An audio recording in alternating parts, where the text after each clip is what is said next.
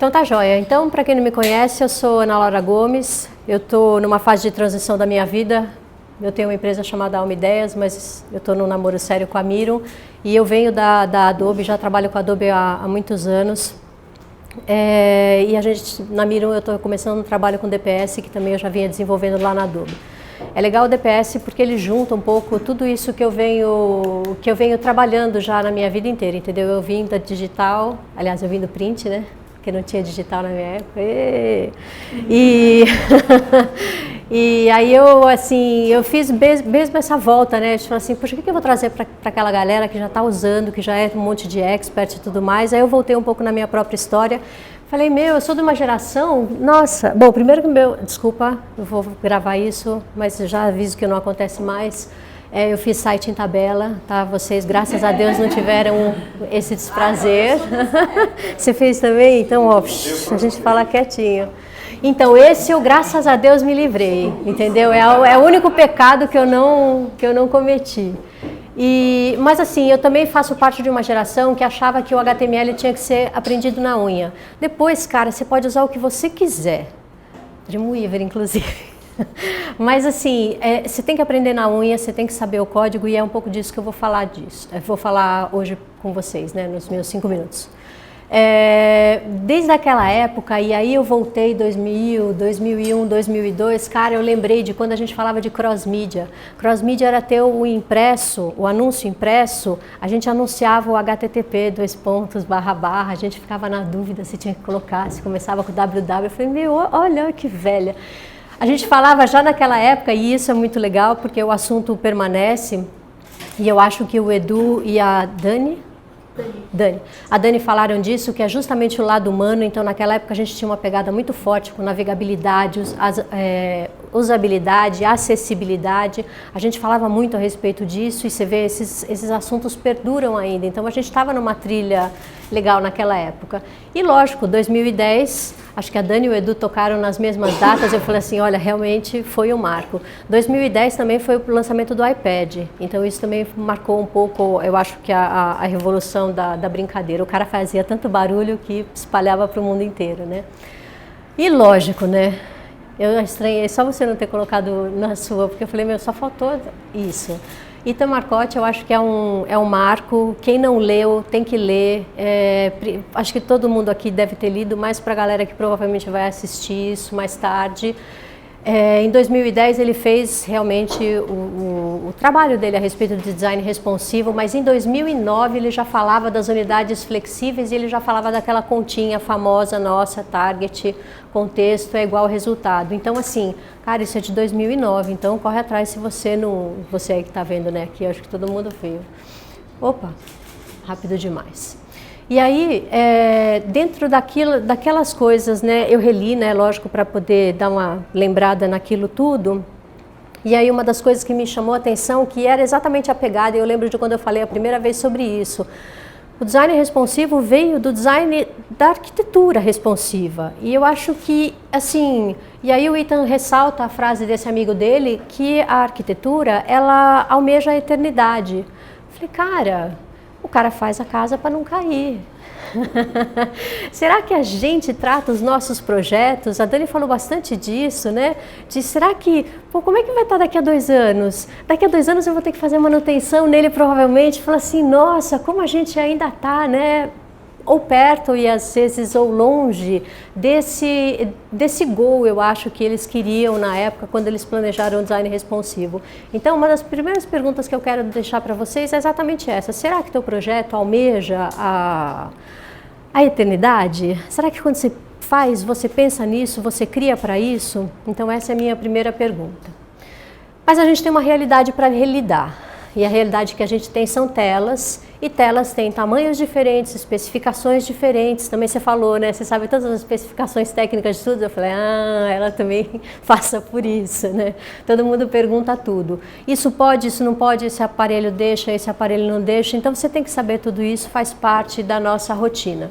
O que é bacana, naquela época, para o design responsivo, vindo na história para o nosso lado para cá, era flexibilidade. A flexibilidade evoluiu, foi ficando cada vez mais inteligente. E aí, quem falou agora? Cadê? Isso, você falou agora dos grids, né? Que você lida com os grids. Então, realmente, da flexibilidade a gente viu os grids, e dos grids a gente nasce os cards. Que os cards também fazia parte lá da palestra do Edu, achei muito legal. Então, a primeira palavra mágica que eu acho que a gente tem para o design responsivo é justamente trabalhar com o card design. Por quê? Porque é muito mais fácil você organizar as coisas, é muito mais fácil você jogar para cima, jogar para baixo, é muito mais fácil você agrupar o que é importante do que não é e, obviamente, separar as coisas e, principalmente, contar novas histórias. Por quê? Porque cada dispositivo que você tem é uma história diferente que você está contando e eu acho que isso é muito importante da gente ter na cabeça e passar isso para o cliente e levar isso à frente. Então, bacana, né? A gente fez, viu, pensou, rolou tudo bonitinho, né? E agora? Meu, pica o pé. Simples assim. Você aprende todas as regras, almoça e janta elas todos os dias para depois justamente se livrar dessas regras. Por quê? Porque a gente vai criar para o que não existe. Se a gente vai criar para o que não existe, a segunda palavra mágica que eu queria deixar com vocês são os wearables. Os wearables é o que a gente veste.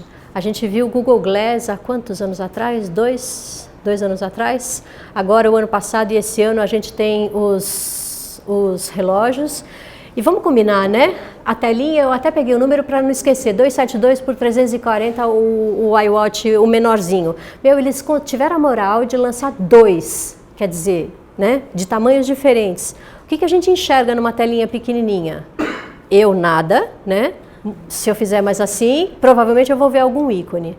Então, trabalha muito com a iconeria quando você trabalhar com as telinhas pequenininhas, que eu acho que são as melhores opções. Fonte Awesome eu adoro. Se é tela pequenininha que você tem que ficar ampliando, mexe muito com SVG, que eu acho que é um pouco palavra de ordem para a gente.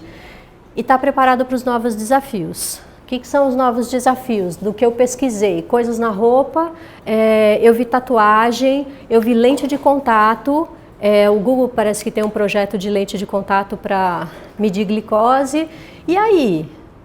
Eu não tenho a lente na tela, né? O que eu vou fazer? Por isso que a gente precisa se libertar, porque vai chegar uma hora que a gente não vai ter tela. E aí, o que vai rolar? Se eu não tenho tela, a primeira coisa que eu pensei, e eu vi outras pessoas falando a respeito disso também, que eu fui, né, ver se tinha mais maluco como eu, foi áudio. Então eu preciso de ter, eu conversar com o meu dispositivo e o meu dispositivo conversar comigo através de áudio. Falei, pô, pode ser? E já existe isso, nossa, eu também fui atrás de umas coisas desde 2003, 2002, já tinha os sintetizadores de voz para trabalhar com mensagem de texto. O próprio Google hoje, quando a gente digita alguma coisa, ele já conversa GPS. Então essa é uma tecnologia que já está muito próxima da gente e existe. Então grandes chances de ser. Só que tem um detalhe. A Ericsson lançou essa semana, em junho, uma pesquisa dizendo que em 2020 nós vamos estar 90% conectados. 70% das pessoas vão ter um aparelho smartphone. Quer dizer que a gente se livra da tela, mas a gente não se livra da tela. Porque existe sim uma chance de que os meus wearables ou a internet das coisas converse com você através daquilo que você tem na mão. Então pode ser que sim, a gente tenha que continuar a fazer o que a gente tem hoje. Vai ser legal porque a gente vai estar cada vez mais esperto com isso que a gente está fazendo. E aí vem a terceira palavrinha mágica que eu queria deixar. Pense leve, sempre muito leve. Então, leve no flat design, que eu acho que é uma coisa que todo mundo usa e que já é tranquilo para todo mundo. Pouca cor, pouca fonte, detalhe especial com fonte, que eu acho que é super importante, super relevante. Ela que dá a grande graça, porque a maior parte das nossas coisas é ainda muito texto. Você tem várias outras características de fonte, você não precisa usar 5 fontes diferentes, trabalha com uma só. E aí trabalha bold, semi-bold, extra bold, light. Veja uma fonte que tem todas essas opções para poder trabalhar. REM é muito legal, eu acho que é mais gostoso de trabalhar com REM do que só o EM. O VH e o VW, eles também, para quem já está acostumado a trabalhar com porcentagem, é super bacana, só que ao invés de porcentagem, você trabalha com a porcentagem do viewport. E o Vmax e o Vmin, que eu ainda fico meio assim com esses caras, porque eles são muito descontrolados, mas eu acho que vale a pena a gente pensar nele, porque os dispositivos também estão ficando cada vez mais variados. tem um surto psicótico, depois acho que essas apresentações vão ficar, se vocês quiserem pesquisar, esse cara, Andrew Johnson, ele falou num post chamado Live Font Interpolation on the Web. Ele já tem um produto, já tem um jQuery funcionando, eu acho que é JavaScript puro, eu não lembro qual biblioteca ele usa, que a fonte cresce junto com a página. É uma das coisas mais malucas que eu vi. Eu acho que a hora que isso virar uma coisa realmente oficial, vai ser um surto na nossa vida, vai ser bem legal. Hã? Oi? Exatamente. Então, se isso homologar e se isso for de verdade, nossa, fonte flexível, sabe? Sem você precisar fazer nada, sem precisar fazer conta, já vai ficar pronto. Eu acho isso fantástico. Ou se ao contrário, se você é um bicho preguiça, como eu sou em muitos projetos, e falo, deixa a fonte, não mexe com ela não te fez nada, desencana dela, tá? Então tem uns malucos também que pensam assim, então chama Filament Group, são 4 caras que escrevem num blog, esse post é de 2012 e eles vão exatamente por essa minha linha bicho preguiça, só que você não fala que é preguiça, você fala, não, olha só, tá documentado, não é? Isso é importante e tudo mais. Só mais umas coisinhas, eu acho que é sempre muito importante, o Edu é mestre nisso, de falar de interatividade com o usuário. Não é porque ele está numa telinha pequena que você vai tratar o bichinho mal. Conversa com o seu usuário, ele é um amor. Você só está ali porque ele pagou a sua conta. Então, conversa bonitinho com ele. Como é que você vai conversar com bonitinho? Não deixar tudo piscando e tudo mais, porque o celular é pequenininho, trabalha com microanimações. Ah, vai esperar? Faz, né? Uma coisinha, deixa o negocinho rodando de pouquinho, ou então faz a telinha, os pontinhos, dá um toque para ele. Porque senão ele vai ficar olhando e vai falar, morreu? Que normalmente é o que aconteceu, inclusive, né? Mas tudo bem. Ghost Buttons também é uma coisa que eu gosto muito, são botões grandes, são legais. Putz, eu acho que foi o Edu que falou do tamanho dos botões, né? Então o Ghost Button permite que você faça uns botõezões bem grandões, mas com um layout mais bonito, normalmente só com o fio, uma coisa mais fina, mais delicada, mas, até o Shrek consegue apertar aquele botão, sabe? Fica bem grandão. O que é importante vem sempre na frente, sabe? Se não na primeira rolagem, na segunda, não deixa para depois que o cara clicar ele ler, sabe? Seja bonzinho com o cara, né? E, lógico, sites menos profundos, né? A história de trabalhar com single page e de brincar bastante com o single page. Não podia, sabe? Eu não consigo. Eu pensei 20 vezes naquela cortação de slide do já deu 5 minutos, eu cortei outra coisa, mas eu mantive o arroz com feijão. Arroz com feijão é arroz com feijão, sabe? É o que é saudável, é o que todo mundo tem que ter desde criancinha. HTML, CSS, JavaScript. Cara, isso é arroz com feijão. Gente, vocês estão ouvindo lá em casa? É assim que funciona. HTML é uma estrutura impecável, mas assim, você tem que ser preciso no que você faz. O HTML5 tem todos os elementos. Usa, tá? É assim que funciona, é assim que você vai ter um código melhor. CSS, você tem que saber decore salteado de frente para trás e de trás para frente. Você não pode ficar na dúvida, o que é elemento de linha, o que é elemento de bloco, o que é tabela, será que eu posso, não posso? Não, você não tem que ter esse tipo de dúvida. Cascata, herança e especificidade são os 3 grandes grupos de conhecimento que a gente trabalha com CSS. Se você não conhece, não sabe decor os 3, vai atrás. Tem informação, tem documentação. Especificidade, por exemplo, tem uma calculadora que você entra lá com os seletores que você usou e ele te dá a especificidade do elemento. Você nunca mais vai ficar na roubada com CSS usando esses 3 grandes grupos. Então isso é arroz com feijão. E seletor.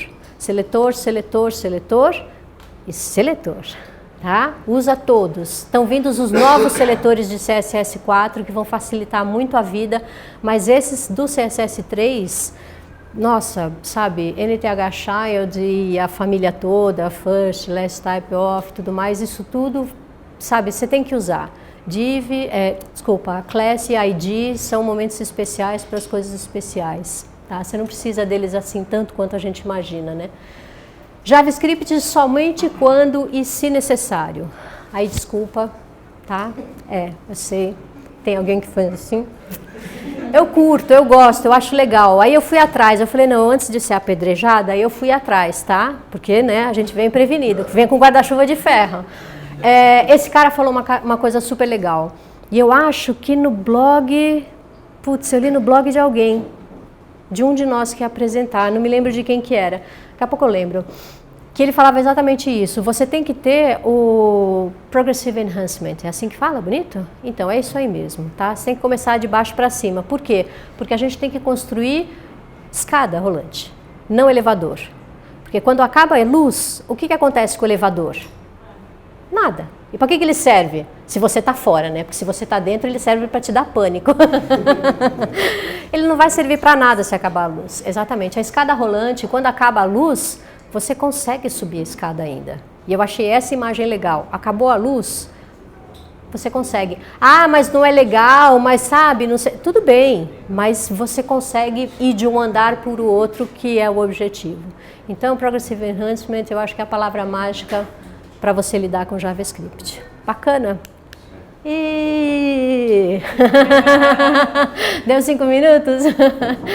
Queria deixar uma mensagem que é do Saramago, que eu adoro esse cara, para conhecer as coisas, aquele dar-lhes a volta toda. Não é só conhecer um pouquinho de HTML, não é só conhecer um pouquinho de CSS, não. Você tem que conhecer o todo. E eu acho que isso vale para as outras coisas que todos eles falaram. Você vai conhecer o teu cliente, conhece o cliente inteiro, dá a volta no cara. Você criou uma persona, dá a volta na persona inteira, vê se você conhece mesmo todos os ângulos, todas as nuances daquilo que você está fazendo. Eu acho que isso é uma coisa que vale para a gente parar de ser raso. Vamos ser profundo. Eu adorei quando a Dani falou, sabe, a nota é 10, é 10. Eu não posso ser menos, eu tenho que sempre, sabe, almejar o máximo. Não tá meu nome lá embaixo? Eu quero que seja assinado de uma coisa que é o quê? Gente, perfeita. Não é isso? Então eu acho que essa era a mensagem que eu queria trazer para vocês. Obrigada.